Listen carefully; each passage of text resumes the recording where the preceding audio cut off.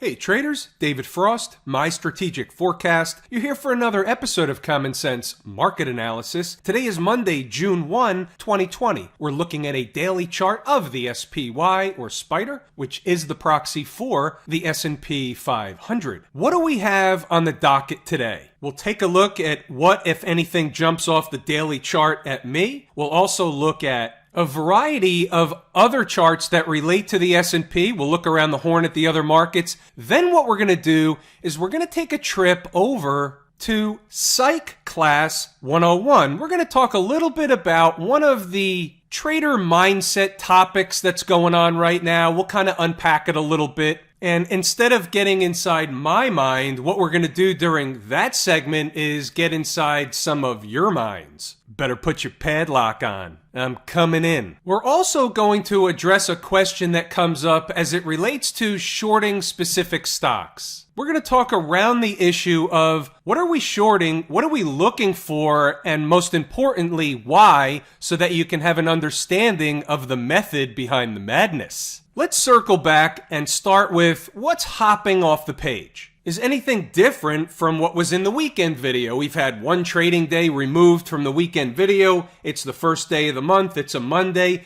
Did anything material happen? And the answer is no, other than the fact that the market is up a little bit more than it was or from where it was on Friday. It's the same general idea. It's above all the moving averages. Essentially, right now, it's a creeping market, if you will. It's creeping higher. They're about to, or could have today, challenged the highs from Thursday. And we have a couple of lines that remain on the page. We talked about these over the weekend. It is 309 to 311. We'll split the difference and call it 310. Comes in about 3,100 in the S&P E-mini futures contract. That's an area that we would be looking to find what's known as overhead resistance. Net, I don't think the market can actually get a lot higher than that right now. How are we going to qualify and quantify this whole thing? So here's what I'll say. If the market was up in that 310, 311, 309 area this week, I think it's a stone cold short. From a short-term perspective with a tight leash, how does that trade go wrong? Where does that trade go wrong?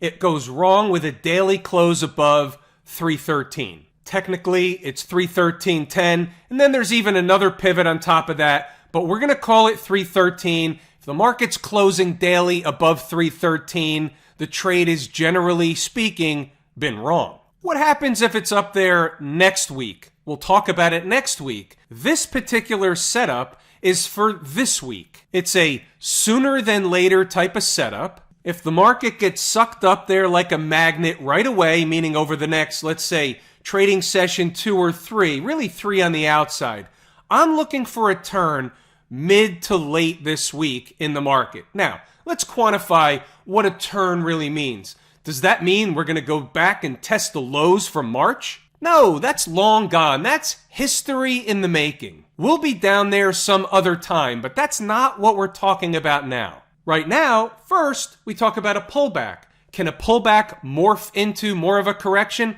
Of course it can. We take one step at a time.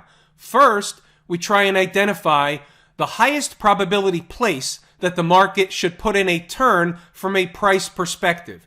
Then, can we match it up with time? Now, if we can match up time with price, then we have something to sink our teeth into, something to hang our hat on. As you know, I'm a big advocate and proponent of time is more important than price. I get some arguments through email, through comments under the video. Some folks don't believe that. They think it's nonsense. They think I have 3 heads. But that's exactly what makes a market. 2 people, 3 people, a variety of different analysts or people or traders or investors look at the same set of information, the same data points, and they come out with entirely different scenarios going forward.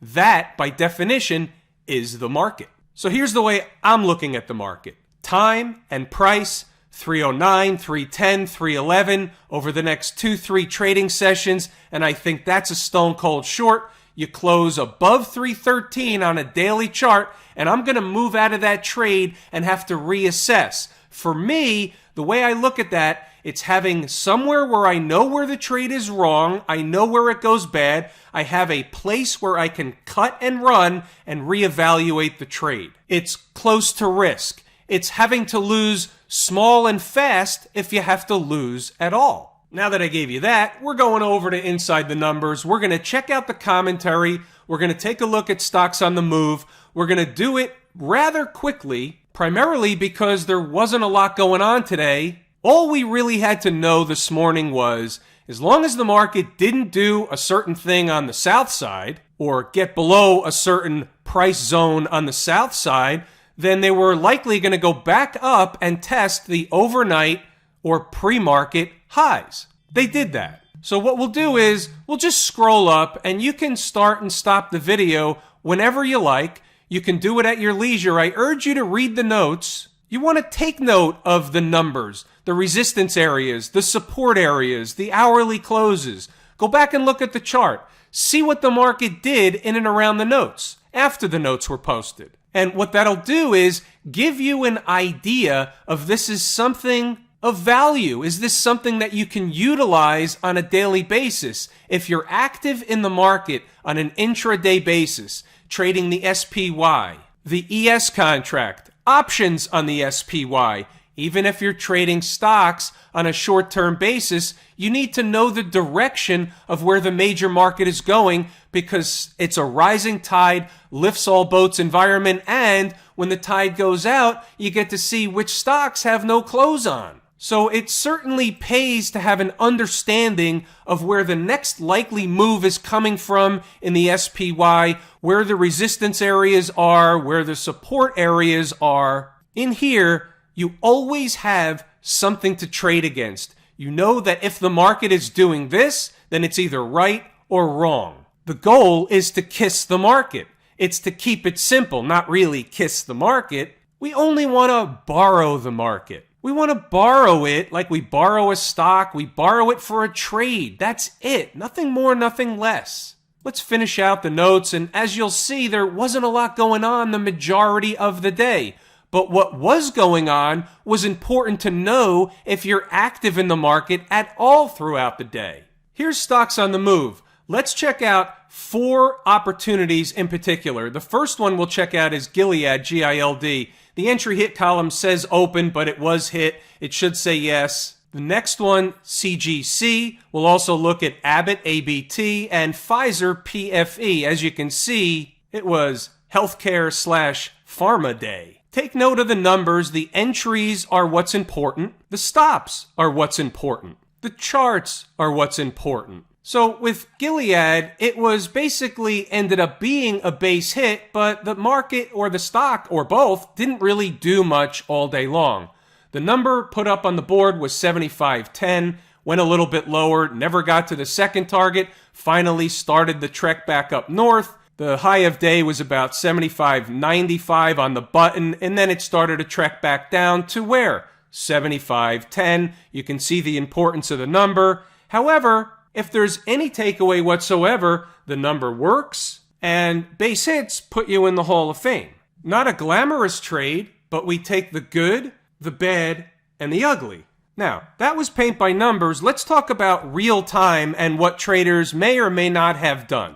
This one can certainly go, and they all can go both ways, but let me talk it through for a second. I think there's a learning opportunity in here. The stock came down after the closing price of 77.79 from Friday, so it's getting a haircut, but it comes up short and has a nice bounce away from the 75.10. It never got there, but it had a nice rally away.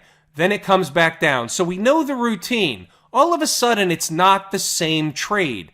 The risk reward has now shifted since it had at least part of, if not, the type of bounce that we would have been satisfied for a base hit at minimum. However, it happened early in the morning, and it came down also early enough to where, again, we don't really know. I don't have the answer.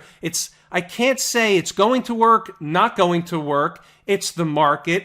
Anything goes. The numbers are the numbers. How we trade them and how aggressive or not aggressive we want to be is up to the individual. Case in point, An individual who wants to take less risk, for example, less risk than the other example I'm going to give you next, would pass on the trade, being that it came in pretty close and bounced away. The trader who's willing to take on a more aggressive stance would say, I'm going to get in the trade anyway. I know there's a second price target. I'm willing to add at the second price target.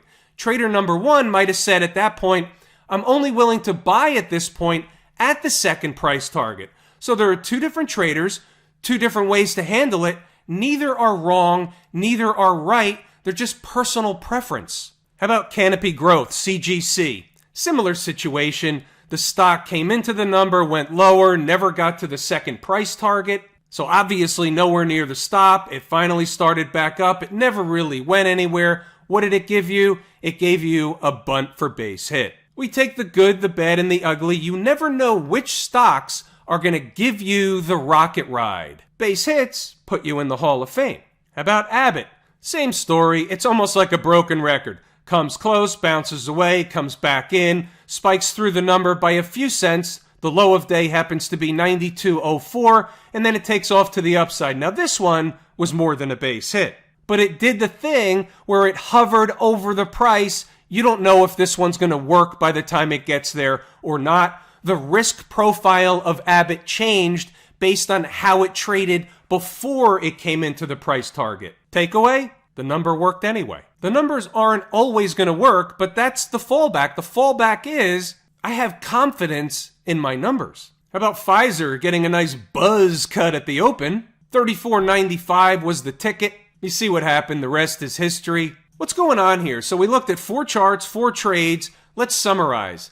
Stocks are headed for a destination. When they get to the destination, they're either going to hang out for a cup of coffee or they're going to turn around and go back in the other direction. What happened today? They did some of one and some of another. They never really gave us a big trade one way or the other. So be it. Pfizer was a nice trade. It's a 2% day trade. That's not a bad trade. You have to put everything in perspective. You're not going to get a $4 bounce at a Pfizer.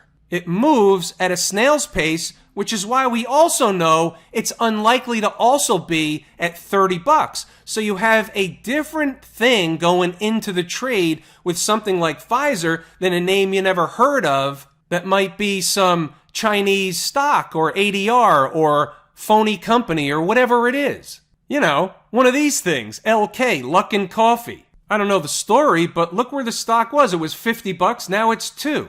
When it's a name you never heard of or one of these obscure things, that could be an accounting fraud issue going on. I think that was the case with Luckin. They didn't get so lucky. The stock was halted for like a long time. Something like this is just not going to happen to Pfizer. And if it does, it's the 1 in a million thing, but it's unlikely to happen to Pfizer.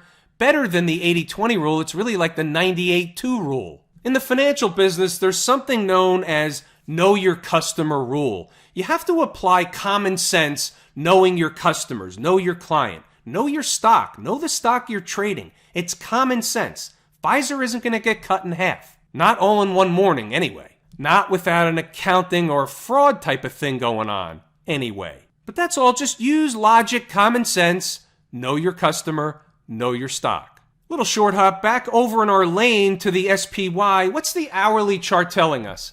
Nothing. The hourly chart is basically a chop shop formation, and if I just did this, it would make sense. We had a gap up, we pulled back a little bit. We went higher, we pulled back a little bit, made a higher low, and continued up again. Now, challenging the former highs from late last week. That's it. Then, and you know there's always a method to the madness, there's going to be traders out there that immediately say, hey, wait a minute. They got another one of them there head and shoulders pattern working. Well, they don't yet, but it's possible. It's something to be of an awareness. We have to be pre-prepared just in case. We had one of these before. It didn't work. The market went the other way. The same energy that would have been released in the downside is currently being released in the northern direction. So here's what we'll say about that. If the market comes back down, that may activate, meaning the head and shoulders pattern for the second time that we just showed. However, if they get above Thursday's high and close above there, then it's off the table. It's not a pattern. It's not a head and shoulders anything. What's going on over in Camp IWM? Well, what jumps off the chart at me is obviously this candle here. We could say that's a fugly candle. It's not the fuggliest, but it's certainly in the fugly camp. But I'm going with this scenario. As long as the market continues closing daily above this line, this pivot here is important. The market has broken out above that former high. It's not me telling you that's important. It's the market telling us that that former pivot was important. They jumped over it. They came down to run a couple of tests, and they're staying above it. That's all we need to know. As long as they're above that line, then all they're doing is this, eating time off the clock. That's it. You don't look at it any other way. It's not necessary. What happens if they come down below that line and they close below that former pivot, meaning on the daily close? That's a different story. That means there's trouble lurking. That's all you need to know. What else do we need to know with the IWM? So I suppose that wasn't all we needed to know. There's something else that we need to know, which is it was leading to the upside. Why is that important? Because it's my favorite market leading indicator. So as a comparison, the SPY was up less than 0.5%.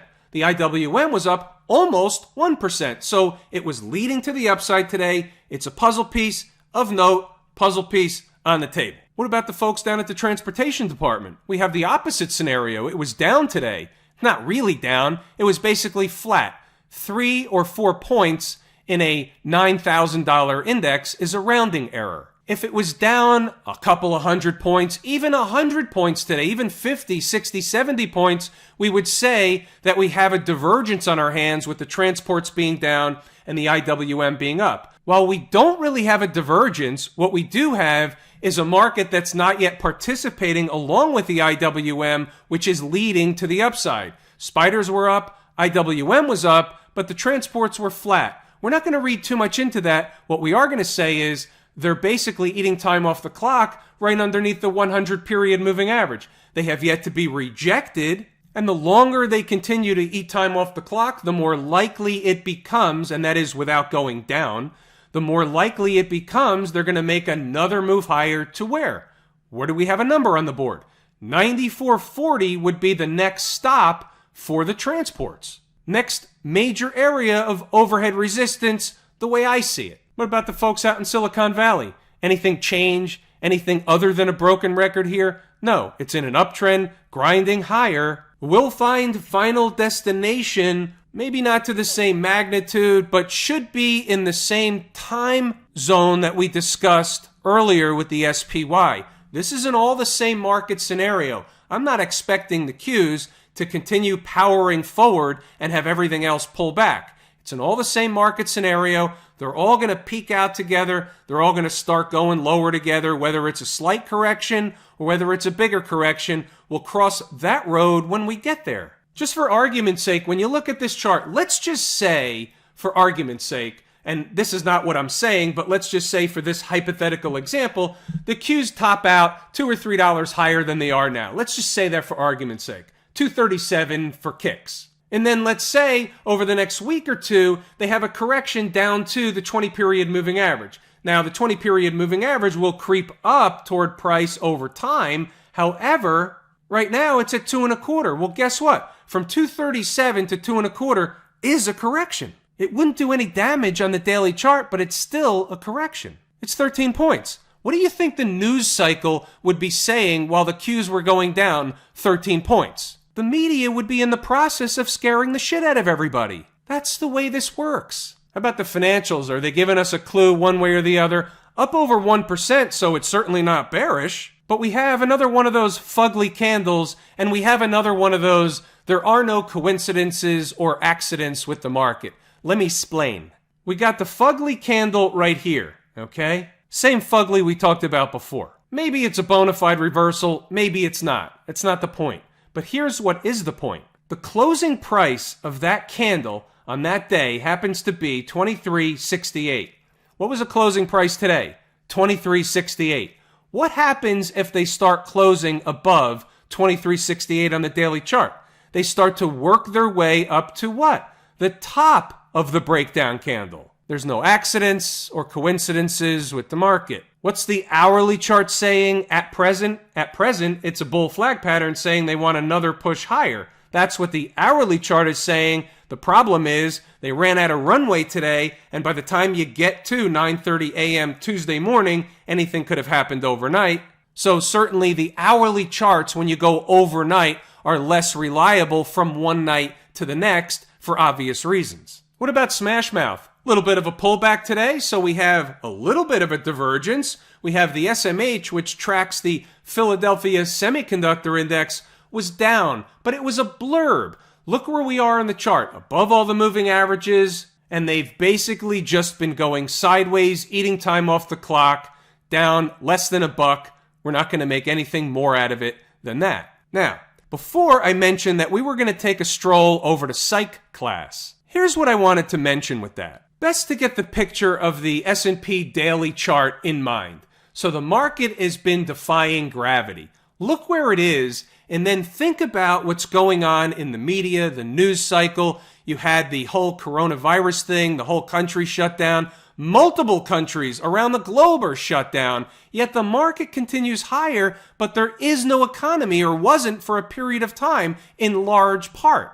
Now we have another issue going on here in the U.S., another terrible situation. We're not going to discuss the situation, but what we're going to do is use the whole sentiment thing with the market and have an understanding of how this all works. You're new to this game. You believe the news, you believe all the stuff you've read in blogs, in news items, even in editorials and purchased pieces. You might have bought some research from whoever Joe Bearsuit out there that has 110 reasons why that we're in the middle of another market crash. Just hold the course. Now, I get all that, and we're not going to go deep into that thing. We're going to stay on the mindset of what's going on. So let's say you bought into that scenario. You've gotten the pies in the face, but you keep buying in, you keep trying to short the market, or you stay short, and you continue to lose money. It's frustrating. I get it. What we have to do is disassociate what you think logic is with what's happening in the stock market. The market climbs a wall of worry. It always has. It always will. What's going on now has happened dozens and hundreds of times in the past. Over the last several years, traders that have been around here for a long time have seen this. We've been through this several times. The market seems to defy gravity. It seems to defy logic. It goes up in the face of every conceivable piece of bad news there is. How the hell does that happen? This is the reason why I keep saying the market's headed for a destination, and I tell Inside the Numbers members every single day, and I mention in the videos here, that the market has had every excuse to go down. Overnight, early in the morning, late in the afternoon, in the middle of the day, it's had every opportunity and excuse to go down, and it continues to turn around and go higher in the face of everything that's going on. All I do is strip away everything out of that, and I say the market's headed to somewhere that's being magnetic. It's drawing price somewhere like a magnet draws another magnet. Positive and negative attract. Once the market finds that final destination, it's like going into a slot. May go a little higher, but one of two things is going to happen. It's going to be rejected, and it's going to be freaking obvious, or it's going to stop, and it's going to eat some more time off the clock, and it's going to give traders like us a chance to reassess whether or not that was actually final destination. And I'm talking about that 309, 310, 311 zone that we discussed earlier. You have to treat the market like you treat other things in life. If you're in a wrong trade, you don't know it's wrong until it's wrong. It's wrong when you feel the pain. The pain is, my account is worth less than it was yesterday, or less than it was 5 minutes ago. We all know that that's immediate pain. The degree of pain equals the degree of how much money was at risk and how much I'm down. So what do we do when we're in that position? The average Joe does the wrong thing. What is the wrong thing? The average Joe begins to reread the same stuff that got him into the position, see if he missed anything. Wants to reconfirm that he's in the right thing. then slides over to other pieces that are very similar in nature, wants to get what we call confirmation bias. Trader Joe or Average Joe reads the news that confirms his position. He's reading the news, so he's kind of talking his own book. Most of the time, and this isn't everybody, but this happens a lot, most of the time, Trader Joe will actually blow right by an article or a piece of news or an item that's counter to his current position. And therein lies the actual mistake. Trader Joe, because of the pain, for whatever reason, our psyche doesn't allow us to do this until we have an understanding of what's going on. Trader Joe doesn't want to see the other side, doesn't want to read the other side, doesn't want to know why he's wrong. Why is that? And oh, by the way, she is not excluded from this. This is indiscriminate. He, she, it, whatever. The market takes everybody out behind the woodshed. But what's the underlying reason? The underlying reason is Trader Joe is afraid to find out he or she or it was wrong. The result of that would be having to take the loss. Eat the big green frog. It's painful. It's confirmation you were wrong. Nobody likes to be wrong. Therefore, we avoid knowing about it. Therein lies one of the ways our mind does play tricks on us as traders. It's absolutely, without a shadow of a doubt, a mind fuck. Have I told you how much I appreciate each and every one of you, and that without you, these videos are not possible? That is true and accurate information. We're going to pull the ripcord here today. It's everything that I wanted to and intended to discuss. I'm David Frost, my strategic forecast. Thanks for tuning in to another episode of Common Sense Market Analysis.